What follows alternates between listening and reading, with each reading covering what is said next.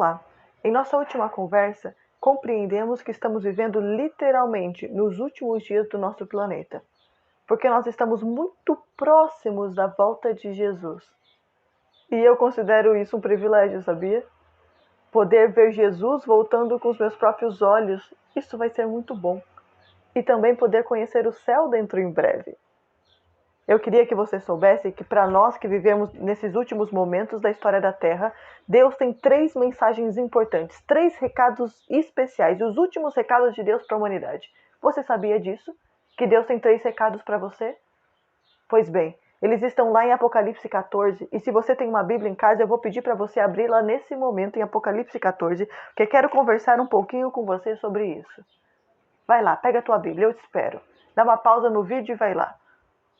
Pegou tua Bíblia? Pois bem, vamos fazer uma oração pedindo que Deus nos ajude a entendermos os assuntos do céu. Feche seus olhos. Senhor Deus do Universo, nós queremos entender os teus recados para nós que estamos nos últimos dias desse planeta. Nos envia teu Santo Espírito, nos dá compreensão. Em nome de Jesus, amém. Abre aí em Apocalipse 14, versículo 6. Encontramos ali o primeiro recado de Deus para as últimas pessoas que vão morar nesse mundo. Apocalipse capítulo 14, versículo 6, diz o seguinte: Vi outro anjo voando pelo meio do céu, tendo o evangelho eterno, para pregar aos que se assentam sobre a terra. Continua. E a cada nação, e tribo, e língua, e povo.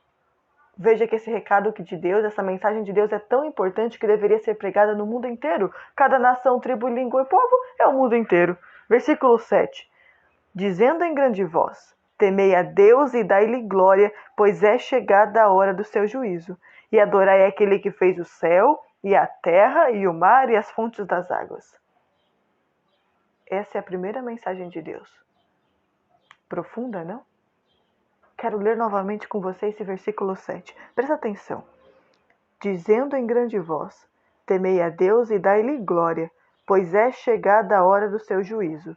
E adorai aquele que fez o céu, e a terra, e o mar, e as fontes das águas.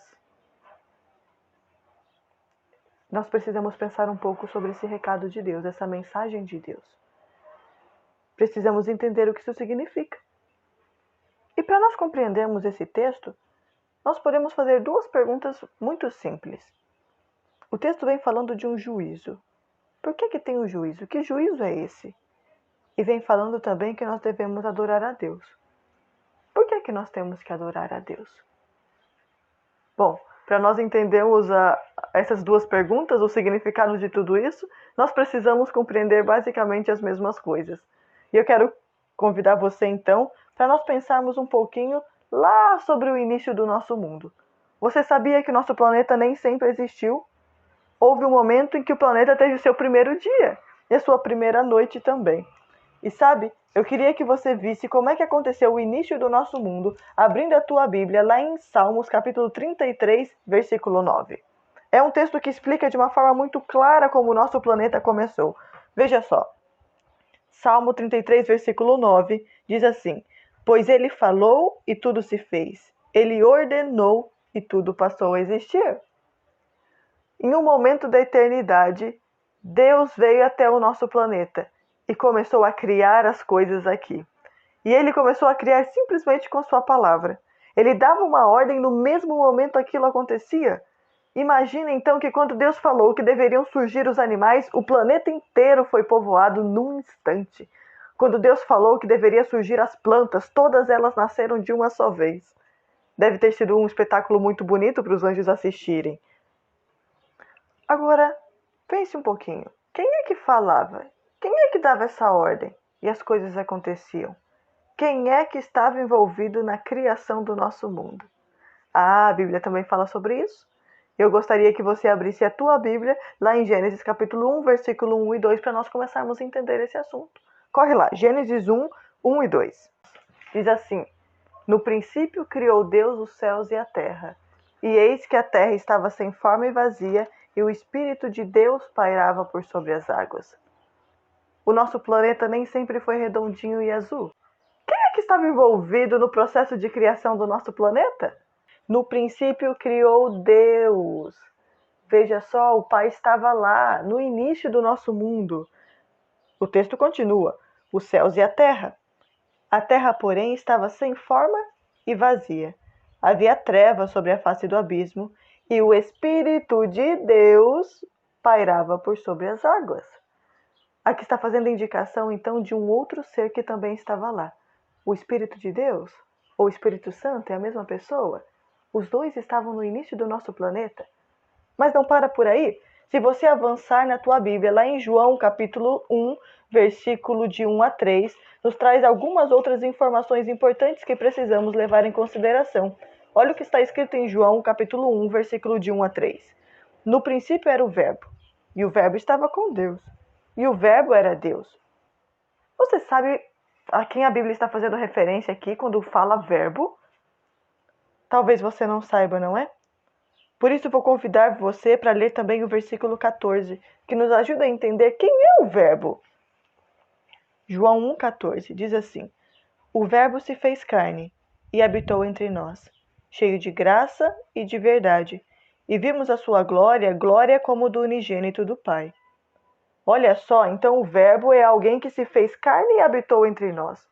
Agora pare e raciocine um pouquinho comigo. Você se lembra, assim, de alguém, alguma história que tenha ouvido falar de um ser que era do céu e veio para a terra e se tornou gente com carne e osso como nós?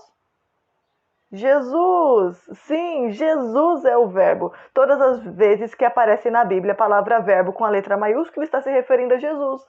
João 1, então, está dizendo que Jesus estava lá no início da criação. E era ele quem dava as ordens.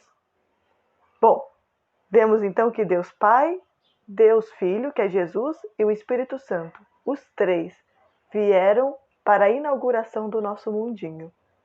Agora, é importante que você compreenda como Deus fez o nosso mundo. Certo, Jesus dava as ordens, mas como aconteceu isso? Veja só, se você ler Gênesis capítulo 1, versículo de 3 a 5, você vai perceber que logo que Deus chega no planeta Terra, ele dá a primeira ordem. Ele fala, haja luz. Então, todo o nosso planeta fica iluminado de uma só vez. E Deus começa a contar ali, então, o primeiro ciclo de nosso planeta, o primeiro dia. Começando da parte escura, que ele chamou de noite, depois a parte clara, que ele chama de dia. E é importante você saber que até hoje Deus conta os dias assim, começando da parte escura para a parte clara. Agora, se você ler os versículos de 6 a 8 de Gênesis 1, você descobre o que Deus fez no segundo dia, que foi a atmosfera, o nosso céu azul. E ele fez isso a partir da água que tinha aqui embaixo. Terceiro dia, versículos de 9 a 13, você percebe que Deus enche o nosso planeta com vegetação. E ele foi bastante criativo, não é? Quantas plantas, quanta variedade de frutas, de verduras nós encontramos no nosso planeta. Quarto dia, versículos de 14 a 19. Você percebe que Deus começa a preencher o nosso céu. Ele cria o sol, a lua e as estrelas. No quinto dia, Deus começa a trazer movimento para o planeta, enchendo o céu com todas as espécies de seres alados e também povoando os mares e rios, as águas, com todos os seres viventes que existem ali. Sexto dia, Gênesis capítulo 1, de 24 a 31, você percebe que agora Deus povoa a terra firme. Ele cria todos os animais terrestres e cria também o ser humano. Agora, vejamos o que Deus fez no sétimo dia. Você vai precisar agora ir lá para Gênesis capítulo 2, versículos de 1 a 3. E isso é tão curioso que Deus fez nesse dia que eu quero ler o texto com você. Fala assim: assim, pois, foram acabados os céus e a terra, todo o seu exército. E havendo Deus terminado no dia sétimo a sua obra que fizera, descansou nesse dia de toda a sua obra que tinha feito. E abençoou Deus o dia sétimo e o santificou, porque nele descansou de toda a obra que como Criador fizera. Olha que curioso.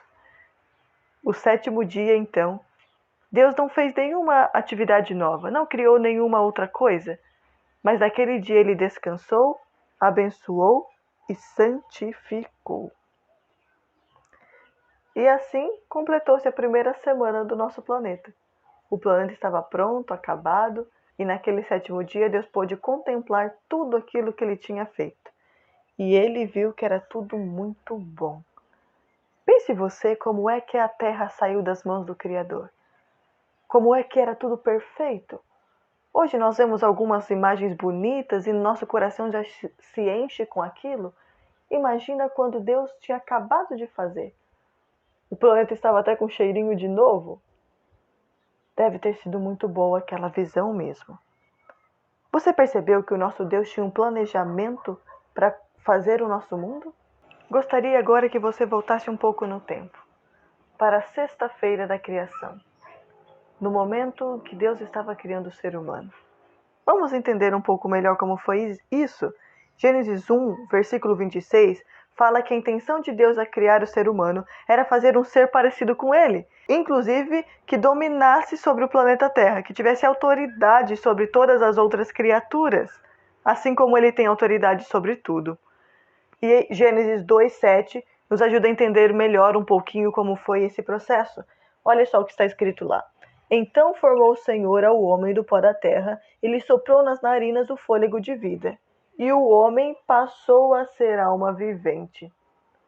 Eu fico pensando como é que os anjos viram essa cena. Até então Deus dava ordens com sua própria boca e as coisas apareciam no mesmo instante.